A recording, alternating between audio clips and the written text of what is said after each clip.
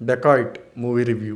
జనరల్గా అడవిశేష్ గారి సినిమాలు అనేసరికి కథకి చాలా ఇంపార్టెన్స్ ఉంటుంది. దట్టు ఈ సినిమా టైటిల్ డెకాయిట్ అయితే క్యాప్షన్ ఒక ప్రేమ కథ అని పెట్టారు. సో చాలా రోజుల తర్వాత ఒక మంచి లవ్ స్టోరీ చూడబోతున్నాను అనే ఎక్స్పెక్టేషన్స్తో వెళ్ళి కూర్చున్నాను నేను. ఇంకా ఈ సినిమాలో నెక్స్ట్ అట్రాక్షన్ పాయింట్ ఏంటి అంటే అనురాగ్ కశ్యప్ గారు. శ్రీహరి గారిది గణపతి అని ఒక సినిమా ఉంటుంది. ఆ సినిమాలో నాగబాబు గారి క్యారెక్టరే ఎగ్జాక్ట్గా ఈ సినిమాలో అనురాగ్ కశ్యప్ ప్లే చేసినట్లయితే అనిపిస్తుంది. ఇంకా ఈ సినిమాలో పాజిటివ్స్ విషయానికి వస్తే ఈ సినిమాకి బిగ్గెస్ట్ ప్లస్ పాయింట్ ఏంటంటే హీరోయిన్ మృణాల్ ఠాకూర్. ఈ సినిమా ప్రాపర్గా చెప్పాలి అంటే Mrunal Thakur one woman show.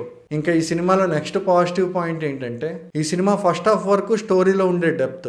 అంటే జనరల్గా ఇంటెలిజెన్స్ వర్సెస్ ఎమోషన్ అనే ఆర్గ్యుమెంట్ మనలో ఎప్పుడూ జరుగుతూ ఉంటుంది. కాకపోతే ఎమోషన్స్లో కూడా పాజిటివ్ అండ్ నెగిటివ్ ఎమోషన్స్ అనేవి ఉంటాయి కదా. ఈ సినిమా ఫస్ట్ హాఫ్ మొత్తం హరిదాస్ అనే క్యారెక్టర్లో ఉండే పాజిటివ్ అండ్ నెగిటివ్ ఎమోషన్స్ మధ్య జరిగే యుద్ధాన్నే చూపిస్తారు. ఇంకా ఈ సినిమా నెగిటివ్స్ విషయానికి వస్తే ఈ సినిమాకి ఫస్ట్ నెగిటివ్ పాయింట్ ఏంటంటే ఈ సినిమాని స్క్రీన్ మీద ఎగ్జిక్యూట్ చేసిన విధానం. సీరియస్లీ చెప్తున్నా, ఈ సినిమా స్టోరీ ఆన్ పేపర్ చాలా బాగుంటుంది. కానీ ఆ స్టోరీని తీసుకొచ్చి స్క్రీన్ మీద ప్రజెంట్ చేసేటప్పుడు ఫస్ట్ హాఫ్ వరకు ఓకే అనిపించింది, కానీ సెకండ్ హాఫ్కి వచ్చేసరికి డైరెక్టర్ కంప్లీట్గా ఫెయిల్ అయ్యారు. ఇంకా ఈ సినిమాలో నెక్స్ట్ నెగిటివ్ పాయింట్ ఏంటంటే సపోర్టింగ్ రోల్స్ కాస్టింగ్.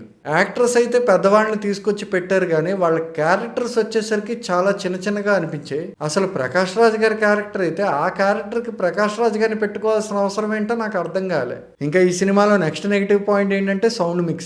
లిటరల్లీ చెప్తున్నా, cinema first 20 minutes background score వల్ల చాలా వరకు డైలాగ్స్ అయితే అర్థం కాలేదు. ఇంకా ఓవరాల్గా డెకాయిట్ సినిమా ఎలా ఉంది అని నన్ను అడిగితే బాగానే ఉంది నుంచి బాలేదుకి మధ్యలో ఉంది. మరో సినిమా రివ్యూతో మళ్ళీ కలుద్దాం. Until then bye.